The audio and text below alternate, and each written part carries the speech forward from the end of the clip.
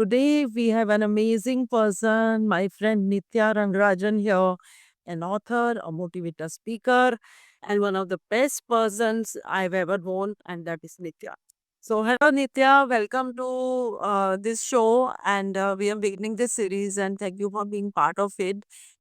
Yeah, first of all, thank you so much, Uma, for this opportunity.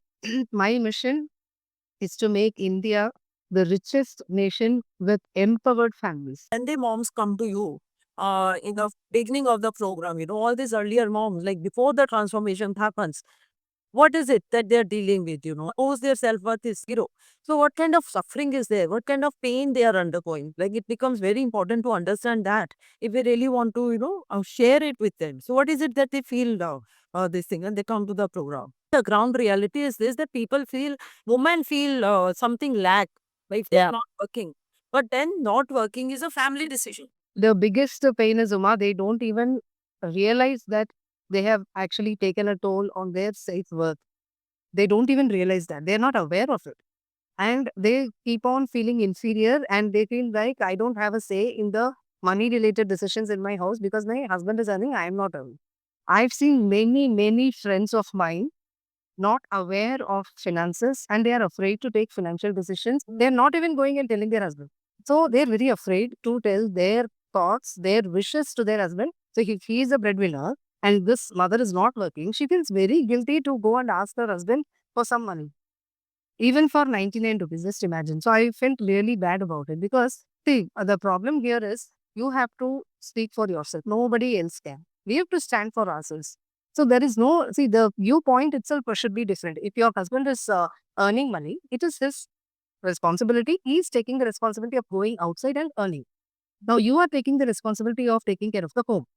He is paid in the terms of money and you are paid in terms of love and affection. If you want, you can be paid. There are states in India where they pay homemakers also for the service they do. Though it's not, means we cannot really compare the money and the service they do, but there are states in India where we have some money given by the government itself to the homemakers. So the homemakers, no, see, it always starts from us only, Uma.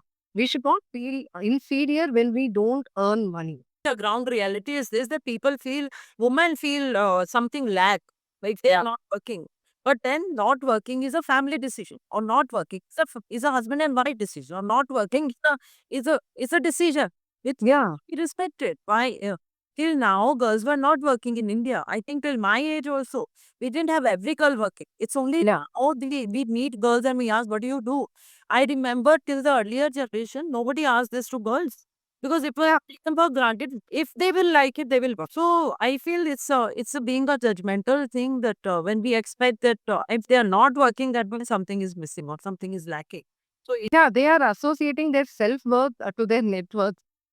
Yeah, no, sort of good. I know your this statement is so wonderful. Your self worth is your net worth.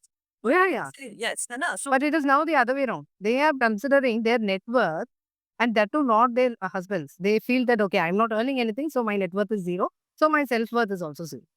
Feel inferior. It is wrong. that is total erosion. There is a total erosion of the self. Okay, so in that case, I asked them, so what about the work you are doing at home? See, now take the case of 2020, COVID time. What happened? Everybody, most of us suffered without any job, right? Yes. Be it men or women. There was no, people didn't say, okay, you're the breadwinner of the family. Let us give you some job. You just have the job for namesake and nothing like that. All of us suffered. But who was there by the side of the man who was not having a job? His family, Yeah. right? So we are ready to support everybody in the family, right? So in that case, your self worth should actually increase. But mothers, they don't even realize that their self worth is getting eroded because of these toxic thoughts, which are actually not required. And the problem, the major problem here is, I would say, than the pain, the problem here is they are teaching the same thing to their children without them knowing that their children are observing that and they feel that, okay, this is how a mother's life will be. So they are teaching some wrong lessons to their daughters and sons. And they see the generational impact a mother can create, both in good and bad ways, I'm saying. So that is why I am stressing on creating a proper legacy. See, people generally think the legacy is related to wealth. No, it is related to wisdom. It is not. It is Yeah, it's just related to wisdom that you leave. See, even we have heard many stories where parents save a lot of money for the children and they don't really understand the importance of that money and they just sell or they just spend everything and nothing remains with them at the end, right? There are many, many. It all evaporates. Within a few years, it all evaporates. And then, yeah, like without any, that, yes, it's gone. Nobody knows. Yeah, that is why I say, please think about your children. You are actually, see, your children are mirroring you. The same way we did with our parents, no? See, the influence that my mother had on me, I realized it only a few years ago. And she didn't even realize that. Even now, she feels that, oh, okay, it's your character, Vidya. No, it's your influence. Oh, did I say all these things? I don't even remember. She says, no, I tell the exact dialogues she told.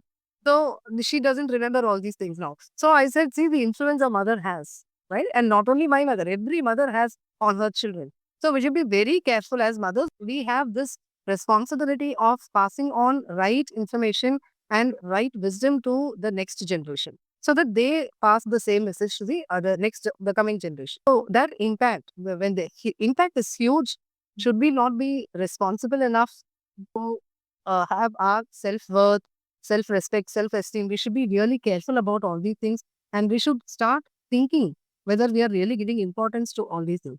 Are we prioritizing ourselves? We have to start thinking about all these things as mothers, I guess.